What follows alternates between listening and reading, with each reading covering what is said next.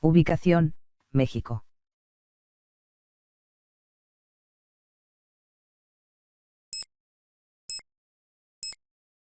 Zacatecas.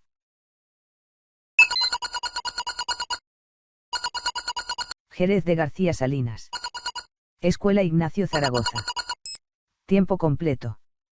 Grado y grupo, quinto B. 28 alumnos.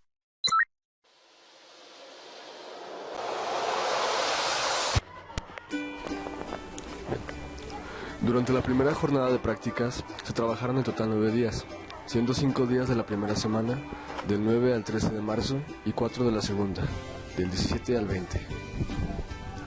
Antes de iniciar la primera jornada, se realizó un diagnóstico y un análisis, tanto del contexto social como del escolar, económico y cultural, para dar parte de las situaciones que engloban a la institución y con base en esto generar las propuestas posteriores que se desarrollarían. Rasgos del diagnóstico y la observación. A través de la ejecución de una entrevista a personal docente, administrativo, directivo y a padres de familia, se logró rescatar varios rasgos que componen una serie de datos, los cuales a su vez son las variantes que explican el desempeño y el comportamiento de los alumnos. Con la acción conjunta de la observación y el intercambio de ideas y de calificaciones entre el docente, y en este caso yo, como el practicante, pude realizar un estudio no tan específico de las necesidades del grupo, pero que sirvió para empezar a adentrarse en el ambiente del aula y definir los ritmos de trabajo, e identificar algunas barreras de aprendizaje que pudieran requerir actividades específicas y diferenciadas. El docente titular comentó que de las actividades permanentes que se trabajan en relación a la lectura son las de realizar salas de lectura en los museos y en las bibliotecas de Jerez, mientras que para los de la escritura se cuenta con el apoyo de una escritora nicaragüense que visita la escuela los miércoles para dar a conocer sus obras y a comentarlas con los niños. El gobierno grupal en sí se da de maneras muy alternas. La mayoría de los alumnos presentan buena disposición e interés por el trabajo, aunque algunas veces este se pierde con facilidad. Los alumnos no se discriminan entre ellos, ni presentan cuadros de abuso o bullying. Este periodo se enfocó a darle un uso y un aprovechamiento a los conocimientos teóricos manejados en los distintos cursos, a través de procesos de interacción pedagógica, que tuvieran un efecto y un impacto sobre el terreno real de la práctica profesional docente, para mejorar la formación en conjunto de los trayectos formativos con experiencias significativas y trabajo de campo. También se buscó el potenciar el desenvolvimiento de las habilidades profesionales que aún se están construyendo como parte de un perfil meramente propio, para obtener una mejora en el desempeño que se tiene en el campo verdadero. Para mejorar el diseño y la planeación de las actividades escolares con distinción y claridad de los enfoques pedagógicos y las competencias a desarrollar y favorecer la interacción docente-alumnos.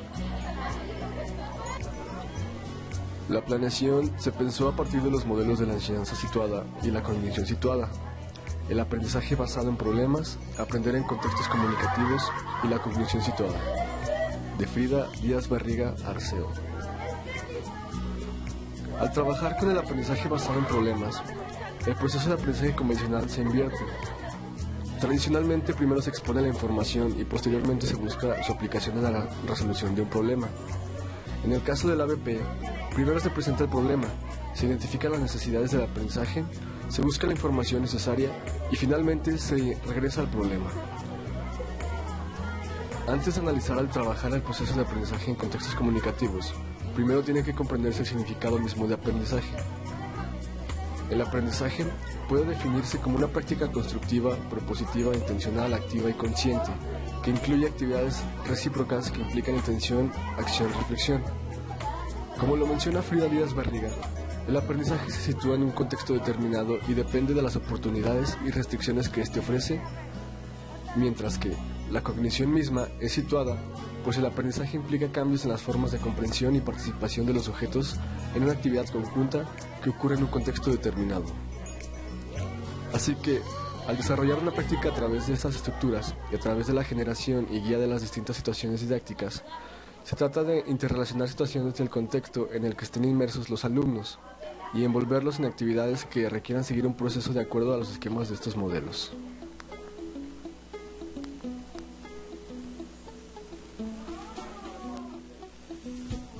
Antes de adentrarnos de lleno en las estrategias que se utilizaron para favorecer la comunicación dentro de las actividades, primero hagamos un breve análisis de los dos conceptos primordiales en esto. La didáctica es el elemento que va indistintamente ligado a una metodología.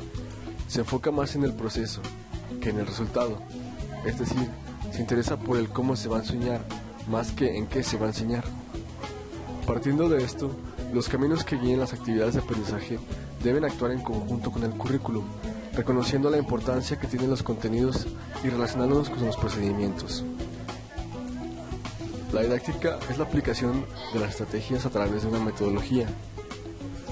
La estrategia, dentro del desarrollo de la metodología en la educación, trata de buscar respuestas al cómo enseñar, es decir, a estructurar las actividades de enseñanza-aprendizaje en las que van a participar los alumnos con el fin de alcanzar los objetivos propuestos con los contenidos seleccionados, mediante una acción intencional, sistemática y planificada.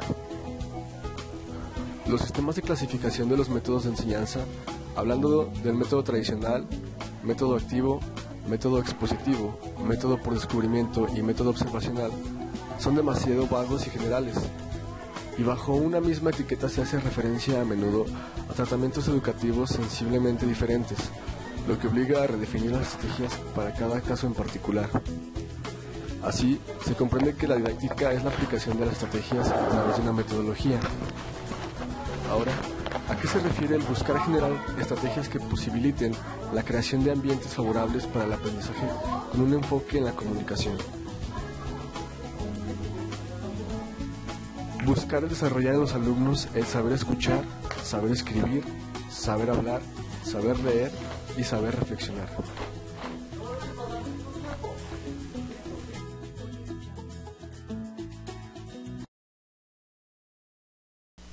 Durante las 9 sesiones de la asignatura de español, se trabajó el proyecto de elaborar un artículo de divulgación para favorecer la identificación de la relación entre los datos y los argumentos de un texto expositivo. Las sesiones se dividieron por fases. En la primera fase, se trabajó primeramente la concepción de lo que es un artículo y qué función tiene, así como la noción misma del concepto de divulgar. Aquí, la estrategia que se trabajó fue la distribución de varios materiales para que así los alumnos tuvieran un primer contacto con el objeto específico del tema. La gran utilidad de los materiales de análisis, que en este caso fueron revistas, lograron no solo incentivar el interés, sino también analizar la información contenida en tablas y gráficas y su relación con el cuerpo del texto, aprovechando las opiniones de los alumnos, las cuales estuvieron dirigidas principalmente a señalar temas de sus gustos individuales, que posteriormente se volvieron tópicos grupales. Aquí se abrió el espacio para que a través del trabajo en equipo los alumnos compartieran inquietudes y a manera de debate se generaran aspectos en común y en desacuerdo, para puntualizar ideas que fueran creadas en colectivo.